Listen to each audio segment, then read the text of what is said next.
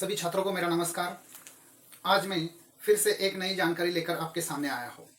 जो छात्र एमएड और एमफिल करना चाहते हैं उनके लिए ये इन्फॉर्मेशन जो है ये बहुत ही महत्वपूर्ण है। ऐसे बहुत से छात्रों ने मुझे ये रिक्वेस्ट किया था कमेंट्स द्वारा कि सर एमफिल या एमएड का जो भी इन्फॉर्मेशन है वो हमें बताइए। तो चलो ज़्यादा वक्त न लेते हुए हम उस इन्फॉर्मेशन को देखते हैं। पहली बार जो छात्र जो एमएड या एमफिल करना चाहते हैं उनके लिए ये जानकारी मैं जो भी है वो आपके सामने रख रहा हूँ। एमएड जो है मास्टर ऑफ एजुकेशन, ये एक मेथड जो है रिसर्च का, इस एमएड में बहुत ही अच्छी जानकारी हमें मिलती है। और अगर आप डीएलएड यानी डीएड और बीएड को एक लेक्चरर या असिस्टेंट लेक्चरर जो भी पद पर काम करना चाहते हैं उसके लिए एमएड अनिवार्य है। एक बेसिक क्वालिफिकेशन इसके लिए ज़रूरी है कि आपको सब में पहले बीएड होना ज़रूरी है।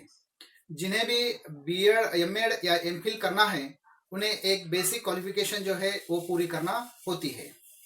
दूसरी बार यह है, अगर कोई छात्र इंटीग्रेटेड कोर्स जो है, जो बीए बीएड बीएससी बीएड या एमकॉम बीएड या बीकॉम बीएड पूरा किए हुए हैं, ऐसे सभी छात्र जो है ये एमएड कर सकते हैं।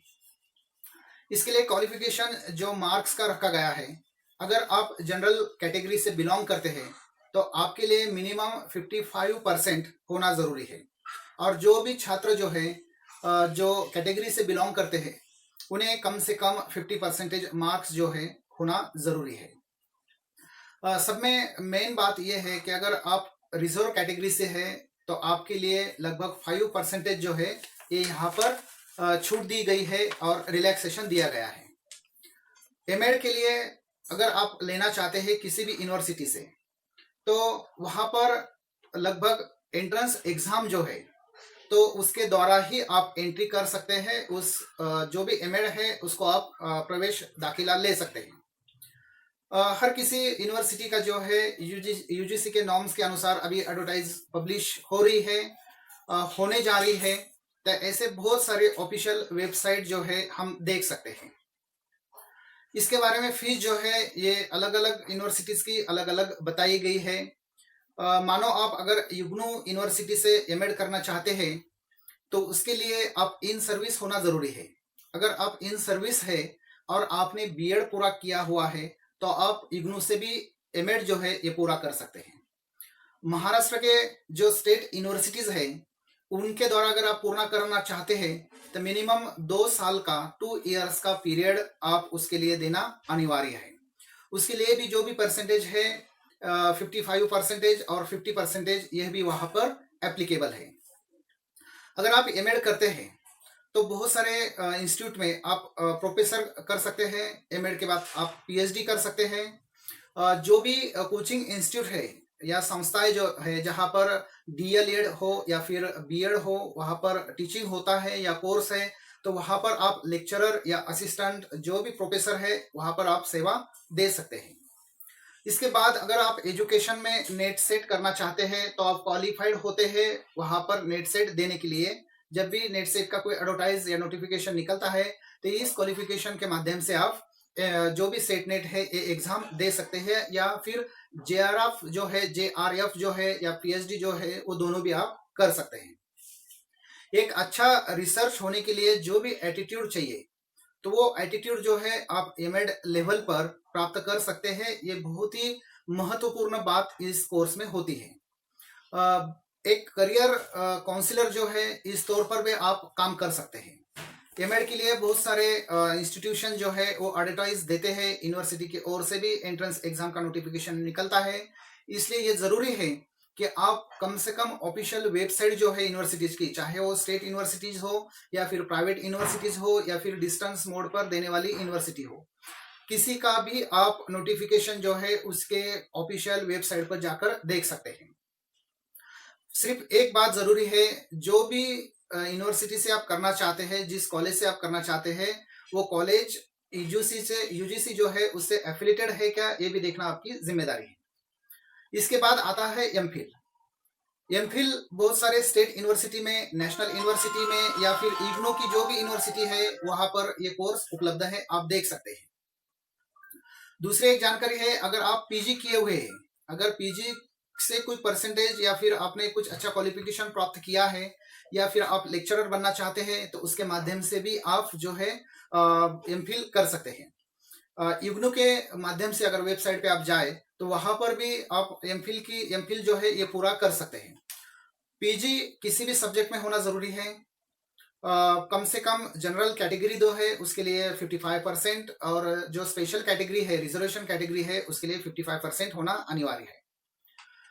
सब में पहले विद्यापीठ जो है वहां पर कुछ जगह होती है एमफिल की, जो सीट्स होते हैं, तो जिस कैटेगरी के लिए होती है उसी के आधार पर आपका जो चयन जो है वहां पर होता है। उसके लिए भी आपको जो एंट्रेंस एग्जाम जो है, एंट्रेंस एग्जाम के माध्यम से आप ऑनलाइन एप्लीकेशन फॉर्म भर सकते हैं और उसकी एग्जाम होती है और एग्जाम के आधार पर ही आपकी जो सिलेक्शन जो है ये होता है। दूसरी बात, एमफिल की भी एक एडवर्टाइज जो नोटिफिकेशन निकलता है, वो सभी नोटिफिकेशन जो है वो ये यूनिवर्सिटी के जो ऑफिशियल वेबसाइट है उसके ऊपर पब्लिश होती है।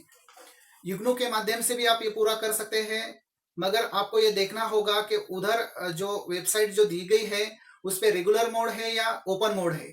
बहुत सारे यूनिवर्सिटी जो है ये करस्पॉन्डेंस के माध्यम से भी एमफिल कराते हैं, मगर आपको रेगुलर अगर आप करते हैं तो ये बहुत बेहतर आपके लिए हो सकता है। एमफिल का जो पीरियड है ये 2 साल का है। अगर आप टीचर है या ऑलरेडी आप किसी स्कूल में या कॉलेज में काम कर रहे हैं तो आप एमफिल जो है ये इग्नू के माध्यम से कर सकते हैं। बहुत सारे सब्जेक्ट में एमफिल का अवेलेबल है जहां पर आप एमफिल कर सकते हैं। Sociology, social work, political science, MPhil in theatre and arts में भी आप कर सकते हैं। जर्नलिज्म एंड मास कम्युनिकेशन भी आप कर सकते हैं। ज्योग्राफी, इकोनॉमिक्स, केमिस्ट्री, कॉमर्स और हिस्ट्री में भी आप एमफिल अवश्य कर सकते हैं। इसे जो डिग्री का नाम जो है ये मास्टर ऑफ फिलोसॉफी है। ये एक एकेडमिक रिसर्च कोर्स है जहां पर आपकी जो एटीट्यूड है रिसर्च की ये अच्छी तरह से डेवलप होती है। और दूसरी एक महत्वपूर्ण बात है, जो भी छात्र अगर पीएचडी करना चाहते हैं तो उनके लिए भी एमफिल जो है ये लगभग आधी पीएचडी करेवा जैसा ही है।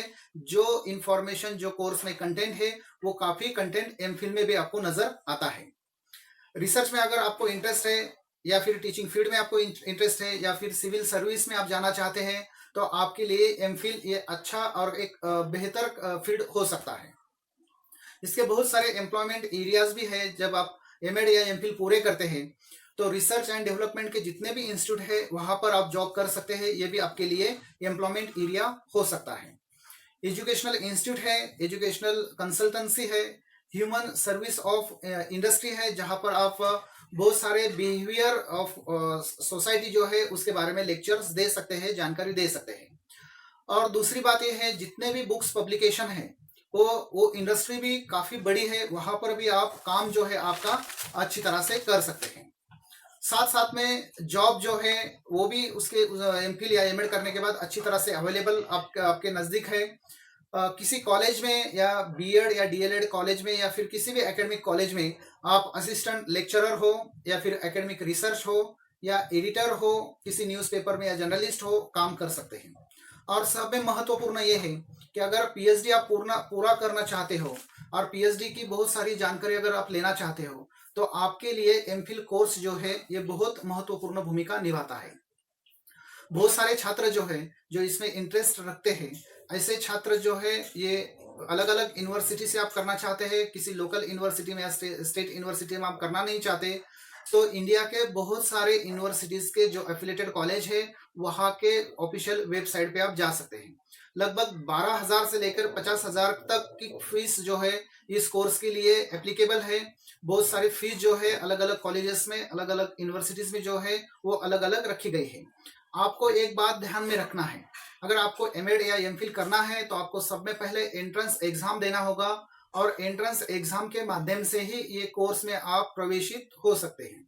दूसरी बात जो है, जेआरएफ हो या नेट एग्जाम हो तो इसके माध्यम से भी आप क्वालिफाइड होने का प्रयास कर सकते हैं। तो बहुत सारे फील्ड है जहां पर आपको अच्छी अपॉर्चुनिटी जो है ये मिल सकती है। बस आपको एक रिसर्च एटीट्यूड होना चाहिए और बहुत सारी जानकारी जो टीचिंग के बारे में भी बताई गई है वो जानकारी भी आप इस कोर्स के माध्यम से ले सकते हैं। तो ये थी इंफॉर्मेशन एमएड और एमफिल के बारे में। अभी बहुत सारे स्टूडेंट जो है ये आगे का क्वालिफिकेशन या आगे का एजुकेशन पूरा करना चाहते हैं, उनके लिए ये इंफॉर्मेशन एक बेहतर माइलस्टोन जो है ये साबित हो सकता है। तो आज के लिए बस इतना ही। जो भी छात्र या फिर जो भी टीचर्स या फिर जो भी पेरेंट्स जो है ये वीडियो देख रहे हैं, इनसे मेरा नम्र निवेदन है कि कृपया करके इस चैनल की जानकारी अगर आपको महत्वपूर्ण लगी है तो प्लीज लाइक कीजिए और सब्सक्राइब कीजिए। जो भी छात्रों को इसकी जरूरत है उनके लिए ये जरूर शेयर कीजिए। और पुनः एकदा मैं ये वीडियो देखने के लिए आपका धन्यवाद व्यक्त करता हूँ। जय हिंद।